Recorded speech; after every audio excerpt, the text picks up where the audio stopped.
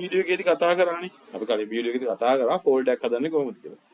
ඔය විදිහම දැන් අපි ඕක මම කෝ ඕනෙම තැන පෙන් ඩ්‍රයිව් එක ඕනෙම තැනක ඔය වැඩි කරන්න පුළුවන්. දැන් අපි හැමෝම දන්නවා Windows environment එකේ මුළු Explorer එකම නැත්තම් මුළු මේ ෆයිල් මැනේජ්මන්ට් ක්‍රියාවලියම බලා ගන්න පුළුවන් තැනක් තමයි මේ this PC කියන්නේ. this PC එක ඩබල් ක්ලික් කරපුවම ඔයාලට පේනවා ඔයගොල්ලන්ගේ hard drive එක කොහොමද partition වෙලා තියෙන්නේ, පංගු බෙදලා තියෙන්නේ කොහොමද කියලා. ඒතර අපි සාමාන්‍යයෙන් තියෙන දෙයක් තමයි මේ C drive එක use කරන්නේ මේ Windows ෆයිල් ටික තියාගන්න. ඒ කියන්නේ Windows operating system එකට අදාළ Windows හරි Mac හරි operating system එක අදාළ ටික තියෙන්නේ C drive එකේ. ඊට අමතරව partition දෙකක් තියෙනවා මං ගාව. දැන් මගේ තියෙනවා partition දෙකක් note backup එකකුයි තව new volume කියලා මම මේක rename කරලා නැහැ. මම මේක නම් note backup කියලා තියෙනවා. ඒක ඔයගොල්ලන්ට capacity උත් පෙන්නනවා මෙතන. මේකේ 230ක් GB තියෙනවා. 291 GB වලින් free මෙච්චරක් තියෙනවා. එතකොට මෙතන තියෙන 638ක් වලින් free මෙච්චරක්. ඒතර ඔයගොල්ලන්ට මේක fill වෙද්දි මේක දැන් මේ healthy grow එකක් හින්දා මේක ඇත්තටම නිල් පාටට පේනවා. ටිකක් රතු පාටට පේනවා මේක කෙරෝ වලට වෙනකොට.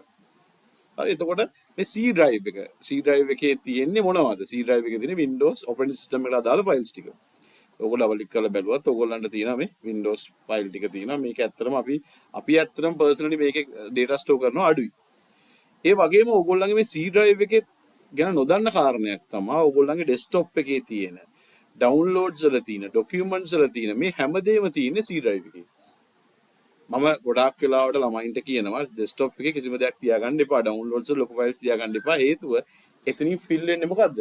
C drive එක. අපිට file එකක් මැකුවාම මේ file එක යන්නේ recycle bin එකට. recycle bin එකේ තියෙන්නේ මොනවද? C drive එකේ. එතකොට මේකේ මොන හරි අපි දැන් මම දැන් මේ ෆයිල් එක මේ attendance කියන මේ ෆයිල් එක අරන් මේ recycle bin එකට තියෙනවා. ඒතර ඒක මැකෙනවා. ඔයගොල්ලෝ recycle bin එකට ඩබල් ක්ලික් කරාපුවම මේකෙත් තියෙනවා මේ ෆයිල් එක. ඒතර මේ ෆයිල් එක තියෙන ඒ capacity එකක් තියෙන මොකේද? C drive එකට අදාළව. එතකොට ඔයගොල්ලෝ desktop එකේ ෆයිල් එකක් තියාගත්තා, documents වල ෆයිල් එකක් තියාගත්තා. මේ ෆයිල් වල අදාළ තොරතුරු තියෙන මොකේද? C drive එක ඇතුලේ. තේරුණාද? ඒතර C drive එක desktop එකේ මොන හරි fill වෙනවා කියන්නේ C drive එක fill වෙනවා auto. තේරුණාද? ඉතින් Windows දැන් Windows 10 ගත්තත් 11 ගත්තත් මේ වගේ මෙනු එකක් ඕගොල්ලන්ට දීලා තිනවා. ඒතර මේ මෙනු එක හරහා ඕගොල්ලෝ කැමති software එකක් search කරලා ගන්න පුළුවන්.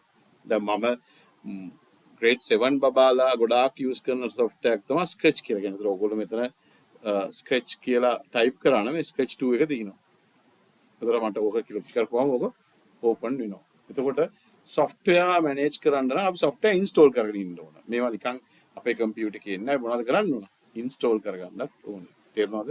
එතකොට ඕගොල්ලෝ software install කරන විදිහ අපි ඉස්සරහට චුට්ටක් කතා කරමු. දැනට අපි මතක තියාගන්න ඕන Windows වල desktop එක හරි Windows ගැන කතා කරද්දී මෙන්න මේ කාරණා ටික ඔළුවේ තියාගන්න ඕන. C drive එක fill වෙනවා කියන්නේ අපි desktop එකේ හරි documents හරි files දෙනවා. ඒකෙන්ද අපි ඒවා වෙනත් drive එකකට this PC එක ගිහිල්ලා වෙනත් drive එකකට දාන එක ඒක හොඳ වැඩක්. තේරුණාද? මේ drive දෙකෙන් දැම්මම මේකට ගැටලුවක් වෙන්නේ නැහැ. මේක fill වෙන්න machine එක slow වෙන්න උත්සාහ කරනවා. on වෙන වෙලාව වැඩි වෙනවා. තේරුණාද ඔයගොල්ලන්ට?